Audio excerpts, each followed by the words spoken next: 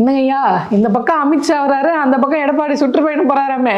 பின்ன அவர் கண்ணிலேயே பற்றக்கூடாது அப்படின்னுட்டு அமித்ஷா தமிழ்நாட்டுக்கு வராரு அப்படின்னா, அவர் கிழக்கால போனால் நான் மேற்கால போவேன் அப்படின்னுட்டு உண்மையிலேயே ஒரு மேற்கு மண்டலத்துக்கு தான் போகிறார். அமித்ஷா சென்னை வந்தால் நான் கோயம்புத்தூரில் சுற்றுப்பயணத்தில் இருக்கேன்னு சொல்லியிருக்கேன்னு எடப்பாடி அப்ஸ்காண்டு நேருக்கு நேர் சந்திப்பார்னு பார்த்தா வேற பக்கம் போறாரு அப்படின்னு நேருக்கு நேர் சந்திக்கிறது இல்லை, அமித்ஷா எங்கேருந்து நேருக்கு நேர் சந்திக்கிறது. உள்ளபடியே கடந்த 4 நாட்களாக எடப்பாடி எங்கே இருக்காரு, என்ன பண்ணிக்கிட்டு இருக்காரு தேடிட்டு இருக்காங்க. தீவிரமா ஒரு தனிப்படை அமைச்சு தேடணும் போல இருக்கு, அமைக்கணும் போல இருக்கு. குறிப்பா பிஜேபிக்காரங்க வரிசையா அடுத்தடுத்து அட்டாக் பண்ணிக்கிட்டு இருக்காங்க. ஆமா, ஹெச் ராஜா அடுத்து ஒரு குண்டை இன்னைக்கு தூக்கி போட்டிருக்காரு. எடப்பாடி சிஎம்மா அப்படிங்கிறதெல்லாம் நான் சொல்ல முடியாது. யார் சிஎம்ங்கிறத பாஜகவோட நாடாளுமன்ற பார்லிமெண்ட்ரிக்கு போர்டு இப்போ ஹெச் ராஜா சொன்னா மட்டும் கேட்டுற போறாங்க. அவர் அதை தான் சொல்றாரு. எனக்கு அந்த அத்தாரிட்டிலாம் கிடையாது, நான் 35 வருஷமா இதான் சொல்லிக்கிட்டு இருக்கேன். நமக்கு என்னன்னா அதிமுகல யார் முதலமைச்சராக வேட்பாளர்னு பாஜகவோட முடிவு பண்ண வேண்டியதா இருக்கு. எப்படி முடிவு பண்ணுங்கிறதா நம்ம கேள்வியா இருக்கு. அவங்க தானே முதலாளிகள், அவங்க தான் முடிவு பண்ணணும். இப்போ அந்த இடத்துக்கு தான் நீங்க இப்ப கட்சி அடமான வைக்கலையா, வித்துட்டீங்களா, சரத்குமார் மாதிரி கொண்டு போய் சேர்த்துட்டு ஆனால் வெளியில் சேர்த்தது சொல்லாமல் வச்சுருக்கீங்களாங்கிற கணக்குக்கு தான் அதிமுக தொண்டர்களுடைய குமுறலே இருக்கு. அது வட்டி கட்ட ரொம்ப கஷ்டமாக இருக்குது, அதனால அடமானத்துலேருந்து சுத்தமாக மீட்டு வித்துட்டாரு போல இருக்கு. இன்னும் குஜராத்துக்காரர்கிட்ட கொண்டு போய் அவங்க தான் நிறைய லோன் கொடுப்பாங்கன்னு ஒரு பக்கம் குஜராத்தை சேர்ந்தவர்கள்லாம் லோனை வாங்கிட்டு போகிறாங்க. நம்ம அதை ஒரு பக்கம் வச்சாலும் இப்போ எடப்பாடி பழனிசாமி அவர்களுக்கு அவர் பேசலை, அதாவது இன்னைக்கு வரைக்கும் கண்டனம் வரல. ஆமாம், அமித்ஷா எப்படி அதை முடிவு பண்ண முடியும்? எடப்பாடிங்கிற பேரை சொல்ல அவருக்கு என்ன தயக்கம்? எடப்பாடி தான் முதலமைச்சர். இப்போ அதிமுகவே எங்கள் கட்சியில் நாங்கள் ஜெயிச்சோம்னா யார் முதலமைச்சர்னு நமக்கு முடிவு பண்ணுற அதிகாரம் இருக்கா இல்லையாங்கிற குழப்பத்துக்கு வந்துட்டாங்க அப்படிங்கிற ஒரு இடத்தை நோக்கி நகருது. அடுத்த 2 பேர் விளக்க மாதிரி சொன்னாங்க, தெரியாதனமாக பிரஸ் கிட்ட மாட்டினவங்க. ஒன்று டாக்டர் வைகை செல்வன், 2வது திரு கே.டி. ராஜேந்திர பாலாஜி. அவங்க சொல்கிறாங்க மக்கள் கூட்டணி ஆட்சி, கூட்டணி அமைச்சரை வேணால் ஏற்றுக்க மாட்டாங்க. மக்கள் ஏத்துக்காது இருக்கட்டுங்க. இப்போ அதிமுக ரெடியா இருக்கா இல்லையா, அவ்வளவுதான். அவர் சொன்னது அதிமுக பாஜகவினுடைய அமைச்சர்கள் இருப்பார்கள், அமைச்சரவையில் பங்கு பெறுவார்கள், அதிமுக தலைமையில் அந்த ஆட்சி அமையும், கூட்டணி ஆட்சி தான் அமையும் அப்படின்னு அமித்ஷா அழுத்தம் திருத்தமாக பதிவு பண்ணிட்டாரு. இதுக்கு பிறகு அதில் 2வது கேள்வியே இல்லைங்கிற இடம் வரும்போது தான் இந்த அதிகாரத்தை உங்களுக்கு யார் கொடுத்தா, நாங்கள் தான் பெரிய கட்சி, கொடுக்கணுமா இல்லையா, நாங்கள் தான் முடிவு பண்ணணும். இது பதிலாக இருக்கும். இல்லை அவர் சொன்னது உண்மைதானாச்சும் வாய் திறந்து பேசிடணும். அதையும் சொல்லாமல் இப்போ குழப்பத்தில் இருக்கிறது இவங்க கட்சியினுடைய தொண்டர்கள். நம்ம வேலை பார்க்கணுமா கூடாதா? ஏன்னா இப்போ என்ன இதை உள்ளே சேர்க்குறாங்க, ஒரு வேளை அவருக்கு கேப் கிடைச்சா பின்னாடி இதை முத்த விட்டு வெளியில் வந்துடுவாருங்கிறாங்க. அப்போ இப்போ பிஜேபிக்காரங்க கூட நம்ம சேர்ந்து இருக்கணுமா, சேராமல் இருக்கணுமா? இவங்க கூட கூட்டு வச்சுக்கிறதா வேணாமா, அவங்க தொகுதிக்கு நம்ம உழைக்கிறதா வேணாமா? 2வது அமித்ஷா அவர்கள் ஆரம்பத்துலேருந்தே எடப்பாடி அவர்களை நம்பிக்கை இல்லாமல் தான் வச்சிருக்காரு. ஏன்னா அவர் போன பாராளுமன்ற எலெக்ஷனில் கூட்டணின்ட்டு கடைசி நேரத்தில் அப்ஸ்காண்ட் ஆகிட்டார். ஸோ அந்த மாதிரி இந்த நேரத்துலையும் அதே ஸ்ட்ராட்டஜி யூஸ் பண்ணிடுவாரோ அப்படின்றதுனால தான் அமித்ஷா அவர்கள் நீ இருங்க பார்ப்போம், ஒன்றும் வேலைக்கு ஆகலைன்னா இவரை தூக்கிட்டு அந்த இடத்துல செங்கோட்டையில போட்டு இந்த வேலையை முடிச்சு விட்ருவோம் அப்படின்ற கணக்கில் தான் அவர் இருக்கிறதா சொல்லப்படுது. என்ன அர்த்தம்னா, நீ மட்டும்தான் கூட்டணி வைக்கிறேங்கன்னு கடைசி நேரத்தில் விட்டு போவியா? நான் வச்சு உன்னை இது பண்ணிடுவேன், அதிமுக தான் தலைவர், அதிமுக தான் தலைமைன்னு சொல்லிக்கிட்டு நீ முதலமைச்சர்னு சொல்லாமல் கடைசி நேரத்தில் எனக்கு மாற்ற தெரியாதாங்கிற ஒரு இதில் நீ செஞ்சதை பழிக்கு பழின்னுட்டு நீங்கள் செஞ்சதை நீ சுட்ட தோசை எப்படி நான் திருப்பி போட்ட மாதிரியா அப்படிங்கிற மாதிரி தான் இப்போ அது போகுது. இப்போ அதாவது அமித்ஷா இந்த இதில் சொல்லுவாங்களே சதுரங்க வேட்டையில் ஒருத்தவங்களை ஏமாத்தணும்னா அவங்க ஆசையை தூண்டணும், அந்த மாதிரி தான். அந்த மாதிரி அதிமுகவின் தலைமையில் அதிமுகவிலிருந்து முதலமைச்சர் வருவார்னா எடப்பாடி தாண்டி இருக்கக்கூடிய எல்லாருக்கும் ஆசை காட்டுறாரோன்னு ஒரு வார்த்தை உள்ளுக்குள்ளே அடிச்சுக்கோங்க நீங்க கட்சிக்குள்ள. இப்ப செங்கோட்டையனா இருக்கட்டும், வேலுமணி, தங்கமணி, இப்போ நிறைய பேர் இருக்காங்க. ஏன்னா மூத்த ஆளுங்க இப்போ இவங்களுக்குள்ள அடிச்சுக்கிட்டோம். இப்போ அவங்க என்ன பண்ணுவாங்க, நம்மளுக்கும் வாய்ப்பு இருக்கு, அப்போ எடப்பாடி போகட்டும் அப்படின்ற மாதிரி எடப்பாடி காலி ஆகிறத பத்தி ஒரு பெருசா எடுத்துக்க மாட்டாங்க. அதை விட முக்கியம், அவங்க எடப்பாடி காலி பண்றது வேலை செய்யறாங்களோ இல்லையோ, பாஜக கூப்பிட்டா அவங்களோட நெருக்கமா இருப்பாங்க. முடிவு பண்ற இடம் இப்ப அமித்ஷா. அதன் அடிப்படையில் பார்க்கும்போது இங்க உள்ளுக்குள்ளேயும் இருக்கிறவங்கள ஆசையை தூண்டி எடப்பாடிக்கு எதிராக ஆட்களை கிளப்புறது ஒன்று, அவங்களெல்லாம் நம்மளோட இணக்கமாகவே வச்சுக்கிட்டோம்னா தான் மேற்கு மண்டலத்தில் நம்ம நிற்கிற சீட்டுக்கு வேலை செய்கிறதுக்கும் அவங்க வேணுங்கிறதும் அதனுடைய ஒரு நீட்சியாக நம்ம அது பாஜகவுக்கு எப்படியும் ஓட்டு விட போறது இல்ல, அது அதிமுகவுக்கு விழுந்த ஓட்டை நம்ம பக்கமே தக்க வச்சுக்கினா அதுல இருக்க ஒரு முக்கிய புள்ளிகளை நம்ம ஆளுகளை மாத்தி வச்சுட்டோம்னா வேலை ஈஸியா முடிஞ்சுது. எதுக்கு எடப்பாடி கூட போய் மல்லு கட்டிட்டு இருப்பாங்க? கட்சியில இருந்துகிட்டோம். அதாவது அவர் அப்படியெல்லாம் இல்ல, எதுக்கு எடப்பாடி கூட மல்லு கட்டுறது இல்ல, மல்லு கட்டுறதுக்கு எடப்பாடி கிட்ட சிம்பிள் இருந்தா தானே. அதனால அதை பிடிக்கிட்டு, அதாவது பேசியே கட்டுறது பேசியே அசைச்சு பார்த்துட்டா வேலை வச்சுட்டீங்கன்னா பேஸ்மெண்ட்ல வெடிய வச்ச பிறகு மேல பில்டிங் எப்படி நிக்க போகுது, இடத்துக்கு வராது இல்லையா. இப்ப எடப்பாடி ரெட்டையில இல்லாம ஒரு லீடரா அப்படிங்கிற கேள்வி எழுப்பினா அது என்னவா இருக்குங்கிறது நமக்கு தெரியல. ரெட்டையிலோட நின்னுதான் ஒரு எதிர்கட்சி தலைவரா, ஏன்னா அது முன்னாடி ஒரு முதலமைச்சர் ஆனது, அவர் முதலமைச்சரும் சொல்லி ஓட்டு போட்டு ஒரு முதலமைச்சர் அவர் நேரடியா வந்து சந்திச்சதால அவர் எதிர்கட்சி தலைவராக 66 சீட்டோட உட்கார வச்சிருக்கிறாங்க. ரெட்டை இலையோட போய் ரெட்டை இலை இல்லாமல் போனால் அவருடைய வெயிட்டேஜ் என்ன? அதே ரெட்டை இலைக்கு கம்பேரிட்டிவ்லி பார்த்தா 3 தேர்தல்களில் வெற்றியை எட்டக்கூடிய அளவுக்கு இல்லாமல் இருந்திருக்கிறாருங்கிற சூழல். அந்த 10 தோல்வி பழனிசாமின்னு பட்டம் வேற வாங்கிட்டாரு. அது எல்லாரும் காரணம். உடனே நீங்க கேட்டீங்கன்னா இல்ல அதுல 6 தோல்விக்கு ஓபிஎஸ் தான் கூட இருந்தார், எடப்பாடி மட்டும் இல்லைன்னு அவங்க ஒரு கணக்கு சொல்லுவாங்கன்னு வச்சுக்கோங்க. ஆறுதலுக்காக அதெல்லாம் சொல்லிக்கலாம், ஆறுதல் பரிசுக்கு சொல்லி வேண்டாம், நாங்க மட்டும் இல்ல அவர் தான். ஏன்னா அவங்களுக்கு என்ன அந்த 10 தோல்வி பழனிசாமின்னு ஓபிஎஸ் அணியினர்ல பிரிஞ்சு போனவங்க இவங்க சொன்னாங்கன்னா அவர் தானே இருந்தாருன்னு அப்படின்னு அவங்க சொல்லிக்கலாம். அதுல நீ தான் பங்கு 6 தோல்வி ஓபிஎஸ் சொல்லிடலாமா அப்படின்ற மாதிரி வச்சுக்கலாம் என்பது இவங்களுடைய கணக்காக இருக்குது. பட் அதை தாண்டி நம்ம யோசிச்சோம்னா அதிமுகவினுடைய எதிர்காலம், இவர் இப்போ பிரச்சார பயணத்துக்கு போகிறாரு, பயணத்தில் ஒரு முக்கியமான அறிவிப்பை வேற வெளியிட்டிருக்கிறாங்க. என்ன அப்படின்னா, சுற்றுப்பயணம் எடப்பாடியார் போகும்போது அவர் கிட்ட வந்து போட்டோ எடுக்கிறதுக்கு வர்றவங்க குற்ற வழக்குகள் இல்லாத ஆட்களாக இருக்கு. நாளைக்கு அந்த போட்டோ காமிச்சு இங்க பாருங்க எடப்பாடி அவர்கள் கூட இவர் போட்டோ எடுத்திருக்காரு, இவங்க கட்சியை சேர்ந்தவங்க லைனா இப்படி வந்துட்டே இருக்கு இல்லையா. பிரசாத் போட்டோ போதை பொருள் நட்டு வளைச்சு அப்ப நம்ம செஞ்சது நமக்கே இவங்க அப்ப திமுக பார்த்தது பண்ணாங்க இல்லையா, இந்த அண்ணா யூனிவர்சிட்டி கேஸ்ல இந்த மாதிரி போட்டோ எடுத்திருக்காங்க, அப்ப திமுகவை சார்ந்தாங்க. அப்படி இப்ப உங்களுக்கே அது ரிவீட்டா வந்துருச்சு. இந்த ஐடி ஜாஃபர் சாதிக்கினுடைய அந்த வழக்கு பாத்தீங்களா, அவருக்கு பக்கத்துல போய் இப்படி நிக்கிறாப்ல அப்படின்னு. பாஜக இது பிரச்சனை இல்ல, அது பழக்கப்பட்ட ஒண்ணுதான். பாஜக லிஸ்ட்ல இருக்கக்கூடிய ரவுடியை கொண்டு போய் அமித்ஷா வர வரைக்கும் நிக்க வச்சு வெங்கடேசன்ல இருந்து அத்தனை பேரும் மூடுவாங்க. அவர் அந்த போட்டோவை எடுத்து 3 ஸ்டேட் போலீஸ் அட்டாக் பண்றாருன்னா அவருக்கு எவ்வளவு இது இருக்கு பின்னாடி பின்புலம், அந்த அளவுக்கு பாஜக இது. லோக்கல்ல யாரு உள்துறை அமைச்சர் ஸ்டாலினா, அவர் சொல்றாருன்ட்டு போலீஸ் என்னை பிடிக்க பாக்குற. இந்தியாக்கே உள்துறை அமைச்சர் அமித்ஷாஜியோட நான் பேசிட்டு இருக்கேன். வடிவேல் கேட்பாரு, இவங்க கிட்ட பேசுறியா அவங்க கிட்ட பேசுறீங்களா அந்த மாதிரி இப்படி லெவலுக்கு. அதனால பிஜேபியில் அது பிரச்சனை இல்லை. எடப்பாடி ரொம்ப கான்சியஸா யாரும் அந்த மாதிரி போட்டோ கிட்ட எடுக்க வரீங்க அப்படின்னா குற்ற வழக்கு ஆதார் கார்டை வாங்கி முதல்ல செக் பண்ணி பார்த்துருங்க, எதுவும் குற்ற வழக்கு இல்லை. அதாவது இந்த ஒரு இடம் வாங்குற முன்னாடி சிக்கல் இருக்கான்னு பார்ப்பாங்க, அந்த வில்லங்க இருக்கான்னு பார்ப்பாங்க. அந்த மாதிரி ஆதார் கார்டை வாங்கி இவருக்கு எதுவும் சிக்கல் இல்லப்பா போட்டோ எடுக்க அலௌடு லோக்கல் போலீஸ் ஸ்டேஷன்ல கேட்டு அந்த லெவலுக்கு இப்போ அவர் போயிட்டு வரவங்கிற எந்த அளவுக்கு மனுஷன் பதட்டமா இருக்காரு, இந்த முன்னெச்சரிக்கை நடவடிக்கையோட நடத்துறாரு. ஏன்னா டெய்லி இந்த போதைப் பொருள் எடுக்கிற நடிகர்கள் போது மீடியா போட்டு செமத்தீனி அதை பத்த வச்சு ஆளாளுக்கு பேசிக்கிட்டு இருக்காங்க. நடுவில் எடப்பாடி மகனை வேற ஊர்கா மாதிரி தட்டுக்கிறாங்க. அதுல விட்டு நம்ம சரி தவறு ஜட்ஜ்மெண்ட்டுக்குள்ளே போல, ஆனா தேவையில்லாம தலை உருள்றத விரும்ப மாட்டாங்க. அந்த இடம் அந்த ஒரு போட்டோ, அந்த போட்டோ இந்த மாதிரியான, அதாவது ஒரு கட்சியே போதைப் பொருளுக்கோ இல்ல பாலியல் ரீதியான விஷயங்களுக்கோ அனுப்ப போறது இல்லை. அது செய்யுங்க, இன்னைக்கு உங்களுக்கு இவ்வளவு டார்கெட் நல்லா எங்கேயும் இத்தனை கிலோ வித்துட்டு தனி மனிதன் ஒழுக்க கேடு அது அவங்க நடந்துக்கிற, ஆனா அந்த கட்சிக்கு அவ பேரா வந்து சேரும். இவரு ஜாஃபர் சாதிக் விஷயத்துல என்ன பண்ணாரோ திமுகவுக்கு அதே திமுக இவங்களுக்கு திருப்பி செய்யுது.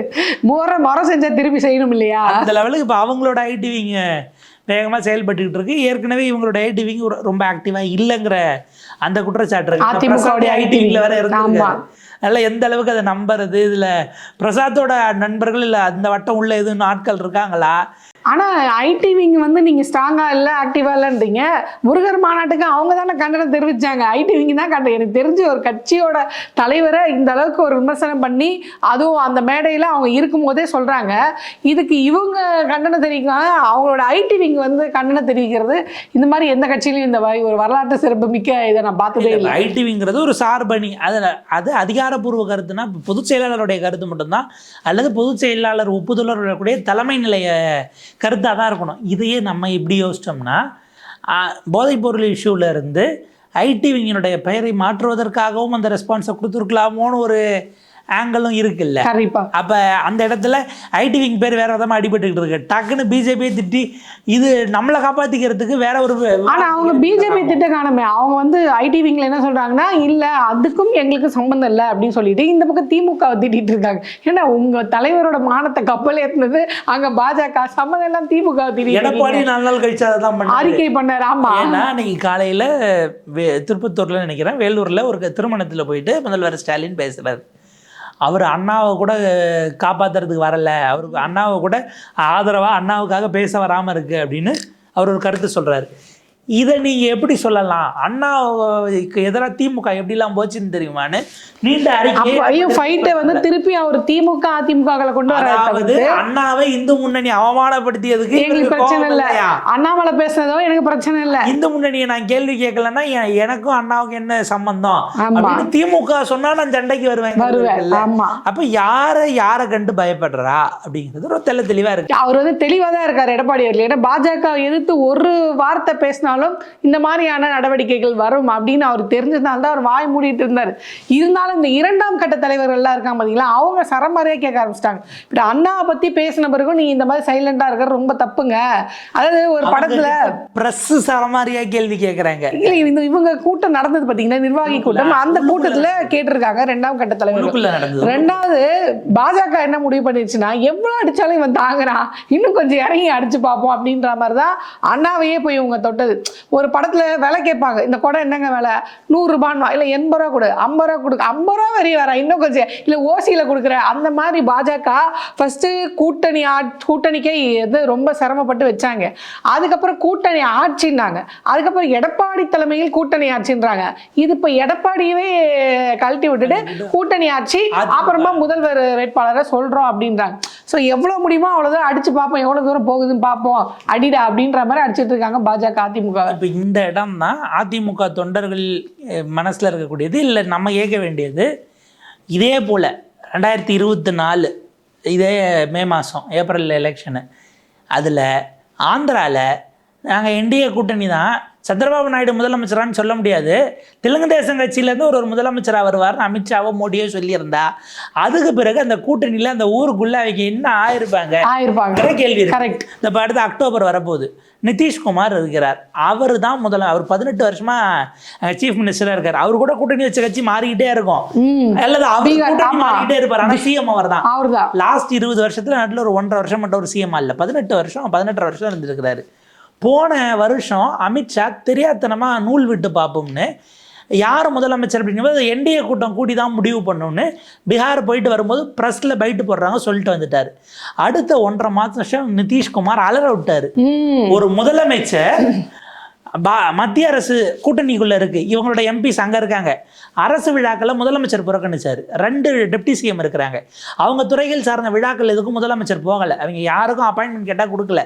1.5 மாதம் ஓடின வேட்டத்தில் எந்த லெவலுக்கு போயிட்டாங்கன்னா, திரும்பவும் நிதிஷ்குமார் தான் முதலமைச்சர்னு எலெக்ஷனுக்கு 1 வருஷத்துக்கு முன்னாடியே பாஜக அறிவிக்குது. அடுத்த ஒரு படி மேலே போய் அவருக்கு பாரத ரத்னா விருது கொடுக்கணும்னு அவங்க பாஜகவே அந்த மாதிரி அந்த மாதிரி ஒரு பண்பு, அந்த மாதிரி ஒரு ஆளுமை எடப்பாடி அவர்களுக்கு இல்லாமல் இருக்கிறதா நம்மளுக்கு இனி வருத்தமா இருக்கு. 2வது இப்போ எடப்பாடி அவர்களை விட்டுருங்க, சரி அவருக்கு ஆளும் இல்லை, அதிமுக கட்சியில ஒரு ஆளு கூடவா அந்த தைரியம் இல்லை. யாரோ ஒருத்தர் வந்து எழுந்து நின்று பேசிருக்கணும் இல்லையா? அதை எப்படி அமித்ஷா அப்படி சொல்லுவாரு, நாங்க முடிவு பண்றோம், எங்க கட்சி சப்போர்ட் தான் உங்களுக்கு வேணும், உங்க கட்சி சப்போர்ட் எங்களுக்கு வேண்டியது இல்லை, நாங்க முடிவு பண்ணுவோம் யார் முதல்வர்ன்றதை நாங்க முடிவு பண்ணுவோம், நீங்க துணை முதல்வரோ இல்லை என்னவோ கூட்டாட்சி அது என்ன இதுவோ பண்ணிட்டு போங்க, ஆனா முதல்வர் நாங்க தான் அப்படின்னு ஒருத்தர் பேசல. தொண்டர்கள் கூட பெருசா எதுவும் ஒன்னும் ரியாக்ட் பண்ணலையே. விவாதம் எப்படி திரும்ப பாருங்க, அதிமுகவின் முதல்வர் வேட்பாளர் எடப்பாடி தான் அதிமுகவே சொல்றது அசிங்கம்.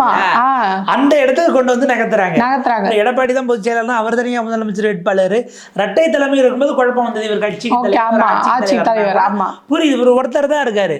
அப்புறம் அதிமுகவில் இது வரைக்கும் பொதுச் செயலாளர் தான் முதலமைச்சர் வேட்பாளருங்கிறது கட்சி ஆரம்பிச்சு 52 வருஷமா அதானே. அப்ப ஆனா எடப்பாடி கிடையாது, இந்த கட்சிக்கு சம்பந்தமே இல்லாத ஒரு அதிமுகவுடைய ரூல்ஸே வந்து இவங்க வந்து அப்படியே பிரேக் பண்றாங்க. பாஜகவினுடைய அமைப்பு விதிகள் எல்லாம் யார் கையில் இருக்கிறது, இல்லை அதை மாத்திர அதிகாரம் உங்களுக்கு எங்க வந்துச்சுங்கிற கேள்வி இருக்கு. எவ்வளவு பொதுக்குழு உறுப்பினர்கள் எல்லாம் கூட்டி வச்சிருக்காப்புல. இதுக்கு நடுவில் எடப்பாடியே என்ன பண்றாரு, சட்ட ரீதியாக அவங்க நாளைக்கு எதுவும் சிக்கல் பண்ணிடக்கூடாதுன்னு அவர் ஏற்கனவே போட்ட ஒரு கேஸை சென்னை உயர்நீதிமன்றத்தில் புஷ் பண்ணியிருக்காரு. திரும்ப என்னன்னா, இந்த தேர்தல் தேர்தல் ஆணையத்தை சீக்கிரம் விசாரித்து சிவில் வழக்கில் முடிச்சு விட சொல்லுங்கள். இவங்க கடைசி வரைக்கும் வச்சுட்டு லாஸ்ட் நேரத்தில் எடுத்துட்டாங்கன்னா அவர் இது என்னென்னா சின்னத்தை எடுத்து அவன் முடக்கிறான் அப்படின்னு ஒரு மாதத்தில் சொல்லிட்டான்னா நான் சட்ட போராட்டம் நடத்தி திரும்ப மீட்க முடிஞ்சா நான் மீட்டு போகிறேன். அதாவது இப்போ ஒரு 10 மாசம் 11 மாசம் நம்மளுக்கு கேப் இருக்கிறதுக்கு முன்னாடியே நீ இப்போ ஒரு 2 மாசம் சொல்லிட்டீங்கன்னா நான் ஏதோ வழக்க போட்டு ஏதோ ஒன்று வாங்கிக்கிறேன், ஆனா நீ கடைசி வரையும் நம்ம தரேன் சொல்லி லாஸ்ட் மினிட்ல பண்ணா நேரம் இல்லைங்க போயிட்டு வாங்க இப்போதைக்கு முடங்கினதா இருக்கட்டும்னு அனுப்பிட்டாங்கன்னா சின்னத்தை கொண்டு போய் சேர்க்கறதும் சிக்கலாயிரும். அப்படிங்கிறதால அவரே புஷ் பண்றாரு தேர்தல் ஆணையத்துக்கிட்ட நீங்க சீக்கிரம் என்னங்கிறத சொல்லணும். ஜூலை 4ஆம் தேதிக்கு அந்த வழக்கை ஒத்தி வச்சிருக்காங்க. ஒரு வாரம் டைம்ல என்ன ஸ்டேட்டஸ் நீங்க சொல்லணும்னு இருக்கிறாங்க. ஆக இதுவே நம்ம இன்னொரு பக்கம் ஓபிஎஸ்ஓ இல்லை ஓபிஎஸ் சசிகலா அவங்க 2 பேரோட சிவில் வழக்கு தான் இருக்கு. பட் எலெக்ஷன் கமிஷன்ல கேஸ் போட்டது ஓபிஎஸ் புகழேந்தி கேசி பழனிசாமி சுரேன் பழனிசாமி நினைக்கிறேன். அவங்களுடைய பெட்டிஷன்ஸ் எல்லாம் அங்கே இருக்கு. எல்லா தரப்பில் இருந்தும் அஃபிடவிட் வாங்கிட்டு அவங்க வேலையை ஆரம்பிச்சிட்டாங்கன்னும் போது சீக்கிரம் முடிச்சு வை. இந்த கடைசி நேரத்தில் இது பண்ணிட்டு கட்சியோட ஒரிஜினல் ஓனர் இருந்தே பிடிங்கி சின்னத்தை பிடிங்கி உங்க கூட சேர்றவங்களுக்கு கொடுக்குற வேலையெல்லாம் இங்க வேண்டாம். அதாவது கட்சி அதாவது ரெட்டலை சின்னம் யார்கிட்ட இருக்கோ அவங்க வந்து இப்ப பொதுச் செயலாளர் இல்ல, நாங்க யார்கிட்ட ரெட்டலை சின்னத்தை கொண்டு போய் கொடுக்குறோமோ அவங்க தான் பொதுச் செயலாளர் அப்படின்ற இடத்துக்கு பாஜக அதிமுக கொண்டு வந்து நிறுத்தி வச்சிருக்கு. இப்போ எடப்பாடி அவர்கள் நமக்கு என்னன்னா அண்ணாமலை இந்த யாத்திரை ஒன்று போனார் என் மக்கள்னு பாத யாத்திரை போனார். அவர் பல யாத்திரை போனாரு. கூட்டணியில இருந்த அந்த ஒரு தர்மத்துக்காக அன்னைக்கு ஆர்பி உதயகுமாரை எடப்பாடி பழனிசாமி அனுப்பி வைத்தார். ராமேஸ்வரத்தில் ஆரம்பிச்சது போய் அவர் மேடையில் ஏறி கலந்துக்கிட்டு வந்தார். இப்போ எடப்பாடி போறாரு கூட்டணி தர்மத்துக்காக நயினார் யாரையாவது அனுப்பி வைப்பாரா? அந்த கேள்வி இருக்குல்ல. அனுப்ப முடியாது. ஏன்னா அன்னைக்கு தான் அமித்ஷா சென்னை வர்றாரு. கரெக்ட். ஆரம்பிச்ச இடத்துக்கே வந்துட்டோமா? அப்ப இவங்க ஒருவேளை கூட்டணி தர்மத்துக்கு அனுப்பலாம்னு நினைச்சாலும் அமித்ஷா வரும்போது அவரை கூட போட்டோ எடுக்கணும்னா எல்லா தலைவரும் பார்ப்பாங்க. எம்எல்ஏ சீட்டுக்கு வாங்குறதுக்கு இந்த வேலைகளுக்குன்னுட்டு இருக்கிற அத்தனை தலையும் அவரை ரிசீவ் பண்ற இடத்துல போய் போட்டோ எடுக்கிறதுல தான் இருப்பாங்க. இது போக கட்சியில சேர்ந்து இருக்கக்கூடிய முக்கிய தேடப்படும் வரலாம். அமித்ஷா கேட்பாருல, இப்போ அமித்ஷா என்ன யோசிப்பாருன்னா ஏன் இவங்க வரல, ஒருவேளை இவங்க எடப்பாடி ஆளா இருப்பாங்களோ அந்த பிரச்சனையை நம்ம கிளப்பி விடுவானேன்ட்டு அவங்க எல்லாம் போய் அட்டனன்ஸ் அங்க போட தான் பார்ப்பாங்க. இது போக ஏற்கனவே நயினார் ஆளா இல்லை அண்ணாமலை ஆளா, அண்ணாமலை இன்னமும் ஒரு குடச்சில் சோஷியல் மீடியா லெவலில் கொடுத்துக்கிட்டு இருக்காரு. இந்த சிக்கல்லாம் இருக்கு. அவர் வர்றதே உள்ளறைக்குள்ள சில விஷயங்களை கட்சி சார்ந்த விஷயங்களை பேசி இன்ஸ்ட்ரக்ஷன்ஸ் கொடுத்துட்டு மாநில பொறுப்பாளர்கள் லிஸ்ட்டை ஃபைனலைஸ் பண்ணணும். ஏன்னா மொத்தத்தையுமே அப்படியே மாற்றிட்டாங்க. பழைய ஆட்கள் இல்லாமல் அண்ணாமலை ஆட்கள் பழைய ஆட்கள்ங்கிறத தாண்டி கம்ப்ளீட்டாக எல்லாத்தையும் மாற்றிட்டாங்கன்னு ஒரு சிக்கல் ஓடிக்கிட்டு இருக்கு. அது குறிப்பாக அண்ணாமலை அவர்கள் வந்து ஃபேக்காக தனக்கு இங்கே நிறைய ஆதரவு இருக்கு, என் பின்னாடி தான் பெரிய அது கூட்டமே இருக்கு அப்படின்ற மாதிரி அவர் காமிச்சிட்டே இருக்கிறதுனால இவர் பேருக்கு தான் தலைவர் பதவியில் நயினார் இருக்காரு. ஆனால் மொத்த இதுவுமே அண்ணாமலை பண்ணிட்டு இருக்கிறதுனால நயினார் அவர்கள் இந்த மாதிரி அண்ணாமலையோட ஆதரவாளர்களை இந்த லிஸ்ட்டுக்குள்ள கொண்டு வரல அப்படின்றதும் சொல்லப்படுது. ஸோ அதை இதையும் பார்க்கறதுக்கான வாய்ப்புகள் வரும்போது இந்த டீமை மொத்தமாக காலி பண்றாங்க. ஆமா, இத்தனை ஆண்டுகள் அப்படிங்கிறது ஒவ்வொரு முறை வரும்போது அவங்க ஆட்களை தூக்கி போறது நாம் தான். ஆனால் இதுக்கு முன்னாடி இருந்தவங்கலாம் கட்சி சொன்னால் கம்முன்னு போனாங்க, நம்ம ஆட்கள் நம்ம பார்த்துக்கலாம் அப்படின்னு சொல்லி சமாதானப்படுத்தினாங்க. அண்ணாமலை தூண்டி விட்டு சண்டை போட சொல்லக்கூடிய நபராக இருக்கிறாருங்கிறது தான் பெரும் சிக்கல். எனக்கு தெரிஞ்சு சொல்லாரு, உனக்கு இவ்வளோ ஆதரவு இருக்குன்னா வெளியே போய் நீ தனியாக கட்சி ஆரம்பிச்சுக்குப்பா அண்ணாமலை அப்படின்னு சொல்லி அனுப்பிச்சு வச்சிருந்தாங்க. அவருக்கு சொந்தக்காரர் வீட்டுக்கெல்லாம் ரைடு விட்டு செங்கல் சோலைக்கெல்லாங்கிற ஒரு பாயிண்ட் இருக்கு இல்லையா? மொத்தத்துல இங்க யாரும் இந்த கட்சியோட கொள்கை பிடிப்பு வந்தவங்க யாரும் கிடையாது, எல்லாம் ரைடுக்கு பயந்து வந்தவங்க தான். ஒருவேளை அண்ணாமலை தெரியாங்க போய் அது திமுக தோல்விக்கு வழிவகுக்கும் என்று சொன்னால் அதை பிஜேபி செய்ய வாய்ப்பு இருக்கு. திமுக எதிர்ப்பு தான் அவர் ஸ்ட்ராங்கா பேசுறாப்புல, கூடுதலா எடப்பாடி எதிர்ப்பு வேற. ஆக்சுவலா இவங்க திரும்ப திரும்ப ஒரு பாயிண்ட் என்ன பார்க்கணும்னா, பிஜேபி சொல்லுது இல்லை நாங்கள் 11% ஓட்டு வாங்கினோம்னு. இந்த 11 எலெக்ஷன் கேம்பெயினில் எடப்பாடி அவர்களை அண்ணாமலை மிக மோசமாக பேசியிருக்கிறார். எடப்பாடி எதிர்ப்பு ஓட்டும் தான் அது. ஆமாம், அப்ப நீங்க ரெண்டுத்தையும் சேர்க்கும்போது எடப்பாடி எதிர்ப்பு ஓட்டு எப்படி சேர்ந்த பிறகு எடப்பாடி முதலமைச்சராக விழும். அப்ப அந்த எதிர்ப்பு ஓட்டுல இன்னைக்கு திமுக போகிறோம் இல்ல விஜய்க்கு போகலாம் அப்படிங்கிற பாயிண்ட் இருக்கு இல்லையா? அப்ப அது செதறும் இல்ல ஏதோ கண்டிப்பா. ஆனா இந்த வாட்டி ஒண்ணுங்க பயங்கரமா ஓட்டு செதற போகுது, அது மட்டும் நல்லா தெரியுது. நல்ல சூரத்தேங்காய் எலெக்ஷன்ல பல திருப்பங்கள் இருக்கு. அதுக்கு முன்னாடி அதிமுக பாஜக என்ன நிலைமைக்கு போகுதுங்கிறத நம்ம பொறுத்து இருந்து பார்க்கலாம்.